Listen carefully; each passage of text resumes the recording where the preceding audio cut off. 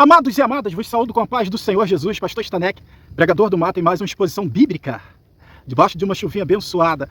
Vamos fazer a exposição 1 Samuel, capítulo 17.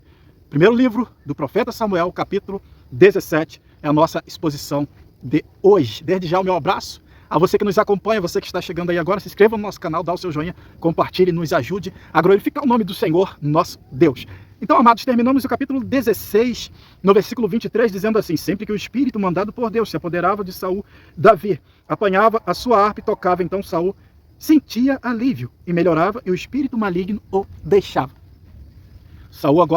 Davi agora é ungido rei e é convocado por Saul para estar.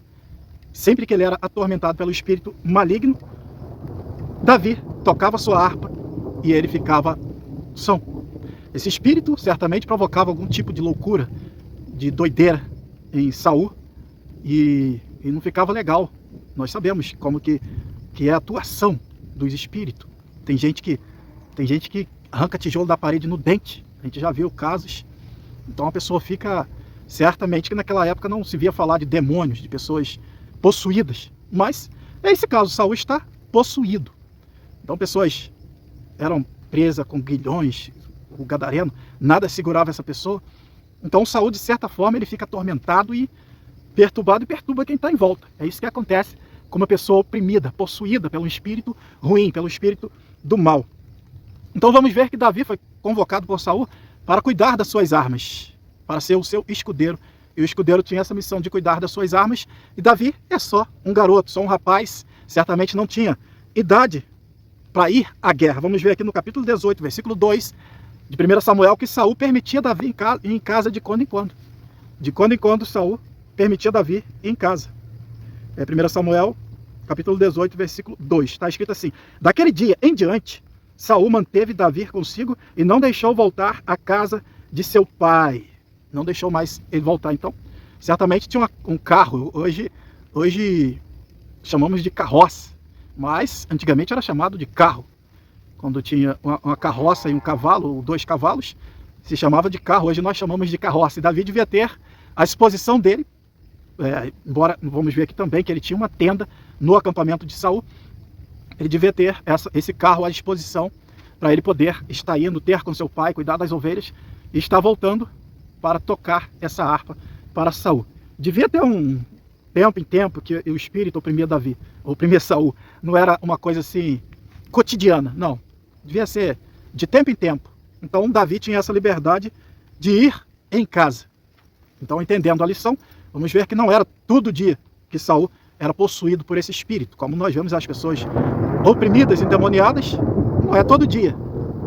Mas devia ter um tempo que Davi sabia que tinha que ir lá para tocar a harpa, para tocar o instrumento para o rei. Então vamos ver isso aí na lição. Do versículo 1 a 12, vamos conhecer a máquina de guerra dos filisteus. Os filisteus agora estão apresentando uma bomba atômica, estão colocando terror em Israel. Embora Israel já tinha matado diversos gigantes, não era para eles ter medo, se temessem a Deus. Quando nós temos temor a Deus, então não tememos o mal. Mas Saul não teme a Deus, então ele vai temer o mal e todos os seus exércitos, todo o seu exército. Vamos conhecer essa máquina de guerra dos filisteus, que agora está na frente, afrontando a Deus, ao exército do Deus vivo. Amados, Josué 11, 22.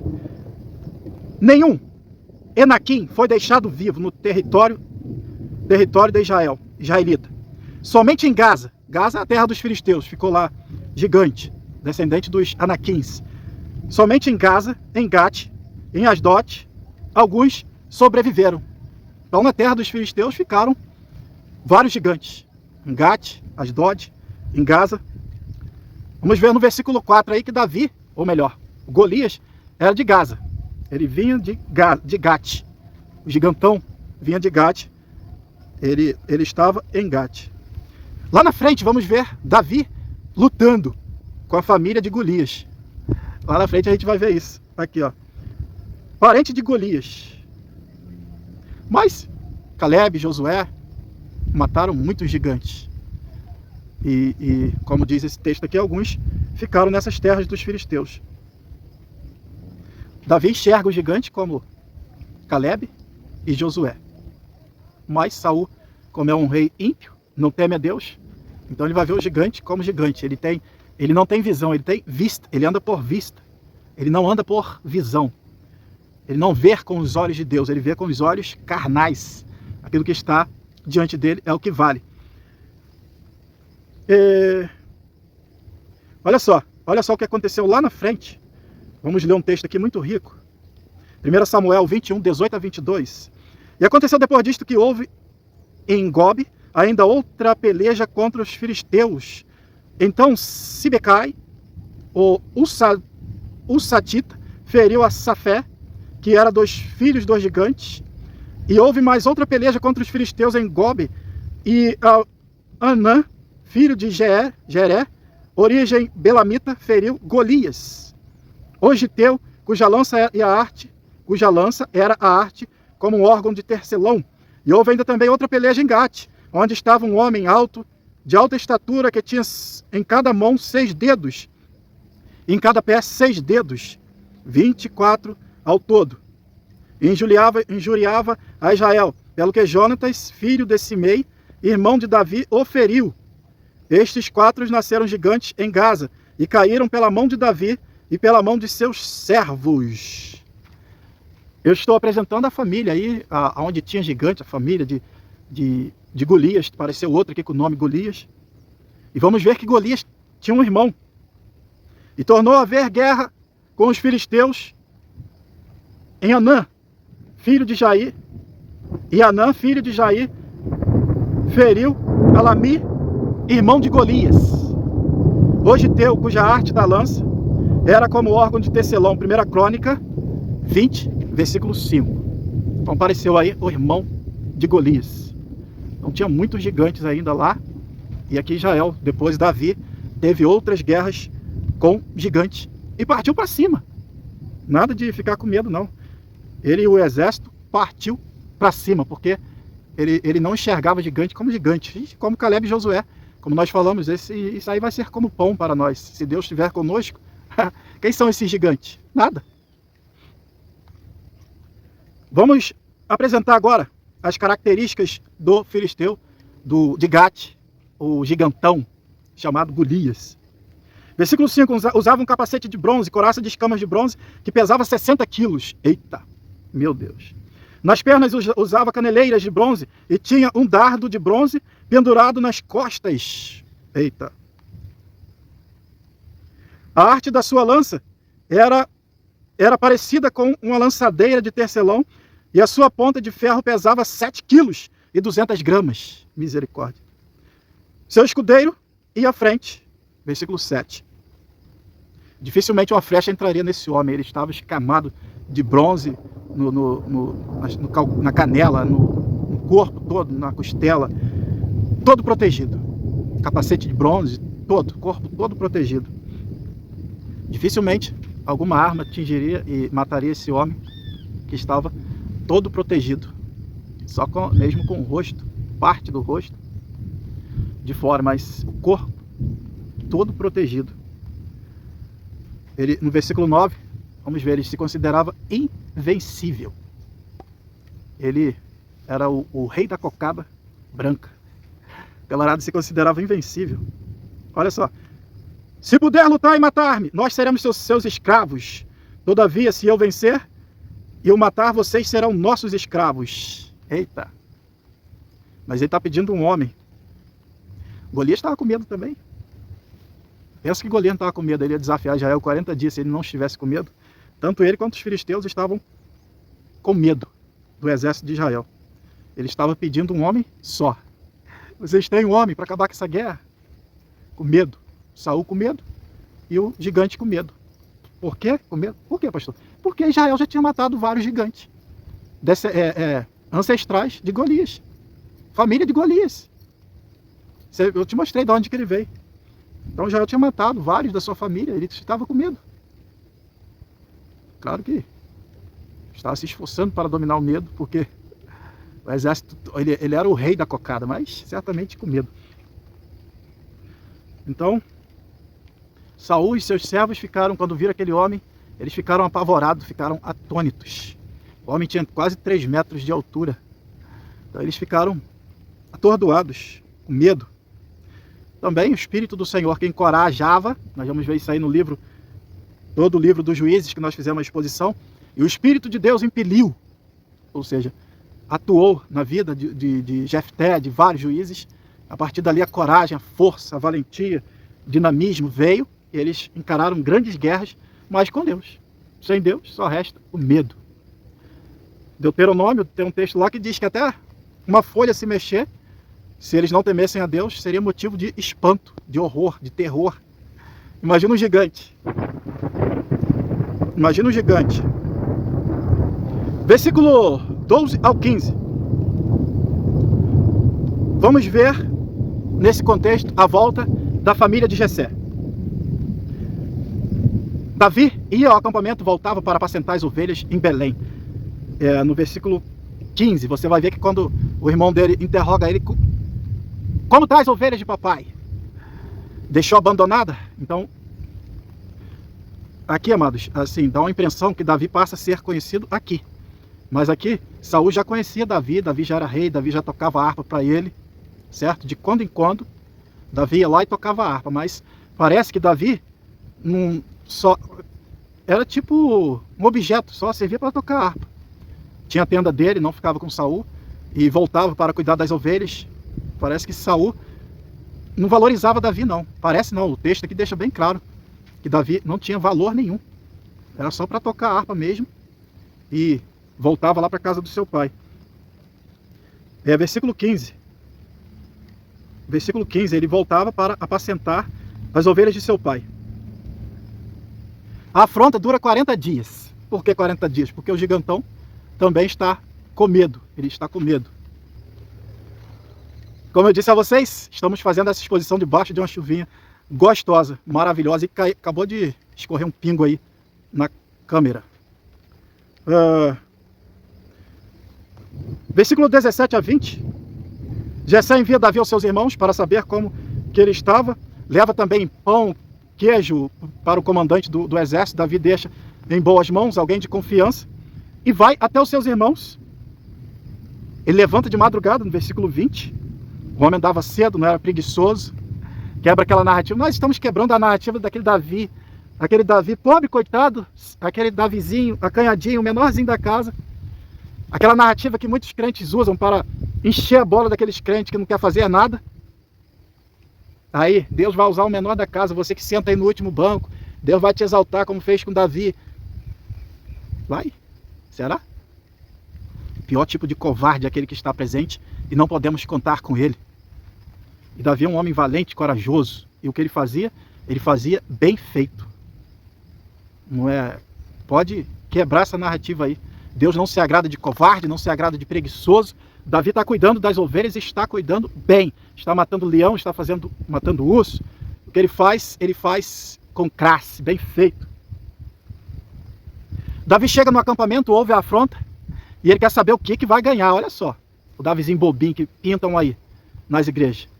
Ele quer saber que vai ganhar quem matar o gigante. O que Saul vai dar para quem matar esse gigante? E Eliabe fica irritado. Eliabe fica irritado com Davi. Sei que você é presunçoso. Ou seja, você se acha melhor do que a gente. Faltou ele falar isso, porque você já foi ungido rei. Aí você se acha melhor do que nós, seus irmãos. Sei que você é presunçoso. Na verdade, Eliabe tinha muita inveja de Davi. A realidade era essa. E Davi pergunta: o que eu fiz agora? O que eu fiz de errado, gente? Qual o problema de eu querer saber qual a recompensa de quem matar esse gigante? Aí Eliabe: eu sei que você gosta de ver sangue, presunçoso, ou seja, você acha melhor do que nós. A Davi não está nem aí. Ele segue. Aí vamos ver aí que Davi anda livremente entre o exército. Davi é um dos soldados de Saul, claro, que é um garoto, mas cheio de moral, porque é o homem que toca a harpa para o rei. Davi está lá cheio de moral, com certeza. Vamos ver aqui o versículo. Davi, ele continua insistindo. Dando continuidade aqui ao vídeo, vamos fazer em duas partes. Davi continua insistindo. Ele quer saber qual é a recompensa e ele está andando lá entre os soldados, conhecido, e alguém vai contar para ele a recompensa. Versículo 33, 31 a 33. A bravura de Davi chega até Saul. Ó, tem aquele rapazinho que toca a harpa aí pro senhor, ele disse que ele vai matar esse gigante, que ele mata esse gigante. Ele chamou de incircunciso, de ímpio, que está desafiando o exército do Deus vivo. Aí Saul, estava envergonhado, deprimido. 40 dias, imagina, 40 dias sendo desafiado e não aparece ninguém. Saul certamente está envergonhado, deprimido, até mesmo com o seu exército. Ele vai mandar chamar a Davi. Versículo 34 e 37. Davi se apresenta a Saul e começa a contar a sua experiência. Ô rapaz, mas como é que tu vai lutar contra esse gigante? Ele é guerreiro desde criança e você não tem experiência. Aí Davi começa a contar a sua história, a sua experiência com o leão, com o urso. Enfim, conhecemos muito bem essa passagem. Vamos ver aqui no versículo 37. O Senhor me livrou das garras do leão e das garras do urso e me livrará das mãos desses filisteus. Diante disso, Saul disse a Davi, vai, que o Senhor esteja com você. Davi sabe que a força não é dele, o poder não é dele. Versículo 38 a 40, Saul veste a Davi aquela armadura de guerra. E Davi acha pesado, se despiu dela. E vai ao riacho e pega 5 pedrinhas. 5 pedrinhas é a arma que eu preciso para lutar contra esse gigante. Saul está focado na arma física e Davi na arma espiritual. Saul, visão, ou melhor, Saul, vista, e Davi, visão. Ele está vendo o Deus invencível e também invisível, mas real. Saul não está vendo, mas Davi está vendo. E Davi vai vestir. Saul veste Davi com a sua armadura. A minha armadura é poderosa, rapaz. Ela tem virtude, ela tem unção. Veste ela que tu vai ganhar com ela e a glória vai ser minha. Davi, não consigo, não dá para me andar com isso aqui não, rapaz. Não dá para me andar com isso não. Amados, tem muita gente andando aí com a armadura de Saul, com medo de desagradar o Saul, né? Não, eu não posso aborrecer, eu tenho que vestir essa armadura porque eu não posso aborrecer Saul. Se eu não vestir, ele vai ficar zangado comigo, ele vai ficar tristinho. Aí tá aí vestido com a armadura de Saul, para agradar o homem. Esquece que nós temos que agradar a Deus. Olha o que Jesus disse.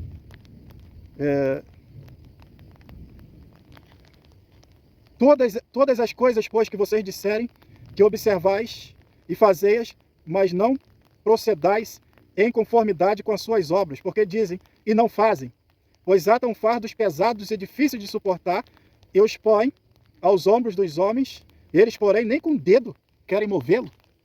Não é o caso de Saul, mas ele está colocando um fardo pesado nas costas de Davi. Davi, não bote não, eu não vou carregar. Deixa esse troço de lado aí, rapaz, eu tenho meu jeito aqui. Eu tenho minha armadura, eu tenho minha arma. Tem muita gente carregando aí fardo de Saul, com medo. Igual os fariseus faziam, lançavam fardos sobre os homens, que Jesus disse que eles não mexiam nem com o dedo. Mas eles lançavam sobre os homens. E nem com o dedo eles moviam. Olha só o que Jesus disse. Pois atam fardos pesados e difíceis de suportar e os põem aos ombros dos homens. Eles, porém, nem com o dedo querem movê-los. Aí Jesus, em Mateus 11:30, vai dizer assim, pois o meu jugo é suave e o meu fardo é leve. Eu quero o fardo de Saul, o fardo de Deus levinho. Só uma funda, uma tiradeira, uma funda e 5 pedrinhas. E um cajado de pastor na mão. Aí bota o fardo aí pesado do mundo, do pecado. E vai carregando aí. Cuidado, rapaz. Negócio de agradar o homem. Nós temos que agradar a Deus. Davi anda por fé e não anda por vista. E isso aqui é lição para nós. É uma guerra de um ímpio contra Deus. A armadura do mundo não tem valor. Não tinha valor para Davi. Olha o que Paulo diz aos Efésios capítulo 6. Então sabe Aos Efésios capítulo 6, o apóstolo Paulo fala para nós revestir de toda a armadura de Deus. Nós se vestimos, revertimos de toda a armadura de Deus. Aos Efésios capítulo 6. E qual a armadura de Deus que Paulo está falando para nós aqui? Ó, vamos resumir. Depois você vai lá no texto. A armadura de Deus aqui é justiça, paz, fé, palavra de Deus. Vou repetir. Verdade. Verdade é a primeira. Justiça, paz, fé e palavra de Deus.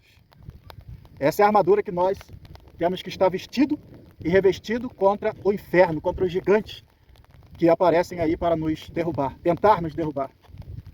Versículo 41 ao 44, Filisteu amaldiçoa Davi.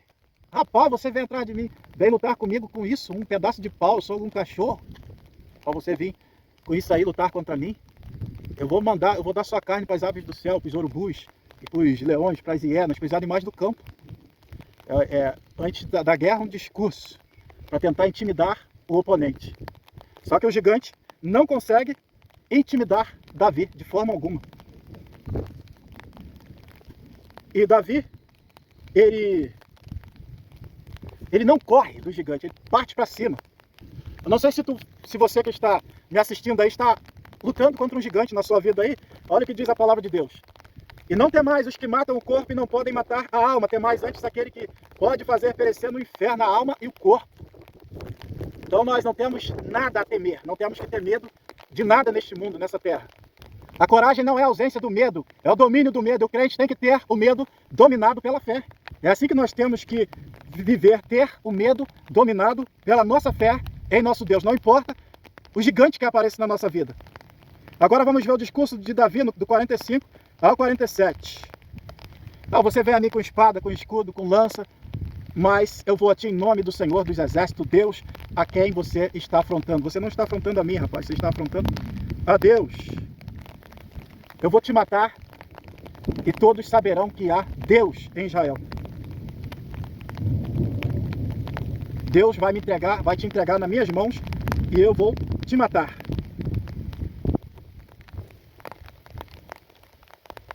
Ou seja, eu não estou lutando com você para a minha glória, para a minha fama, porque glória quer dizer fama, grandeza, reputação, notoriedade. Não, eu estou lutando com você para a glória de Deus. Eu quero que todos que estão aqui saibam que há Deus em Israel. Versículo 48 ao 50, Davi derrota o gigante. Mas não basta só derrubar o gigante. Tem muita gente que derruba o gigante e deixa ele vivo. E Davi não fez uma coisa aleatória. Eu vou pegar essa pedrinha, vou tacar no gigante e eu espero que acerte a testa dele. Não, Davi era bom no que fazia. Ele era bom na funda, ele já tinha intenção, ele tinha fé, ele cria que ele ia acertar a testa do gigante. Não é aquele Davizinho pobre coitado que se apresenta para nós aí não. Ele era bom em tudo que fazia. Com certeza ele era bom com a funda, que também era uma arma de guerra lá em Israel. A pedra matou o gigante, Davi corta a cabeça dele, porque você tem que matar o gigante. E, por exemplo, uma paixão se agigantou no seu coração, aí você acaba com aquele relacionamento, mas fica com o contato da pessoa. E em outros aspectos, temos que matar o gigante e cortar a cabeça dele, dar um fim. Porque não é só derrubar o gigante, Davi derrubou o gigante, foi lá e cortou a cabeça. Então o mal deve ser cortado pela raiz. E é assim que nós temos que fazer. E Davi vai nos dar esse exemplo aqui. Aí depois disso, 52 ao 53, Davi mata os gigantes, os israelitas perseguem e matam os filisteus até a porta da cidade, saqueiam o acampamento dos filisteus. E no 54, Davi leva a cabeça do gigante a Jerusalém e põe as armas na sua tenda. E essa tenda certamente ficava no acampamento de Saul. No versículo 55 ao 58, é onde Saul mostra que não conhecia, não tinha intimidade com a família de Davi, e vai perguntar para o seu comandante Abner, pelo pai, pela família. Isso quando Davi está indo enfrentar o gigante. E Abner fala: eu não conheço a família desse rapaz. E Abner leva o rapaz até Saul. E Saul pergunta: de quem tu és filho, meu jovem? Eu sou filho do teu servo. Sou filho do teu servo Jessé. E terminamos a nossa história aqui debaixo de uma chuva maravilhosa. Que Deus abençoe a todos. Até a próxima exposição.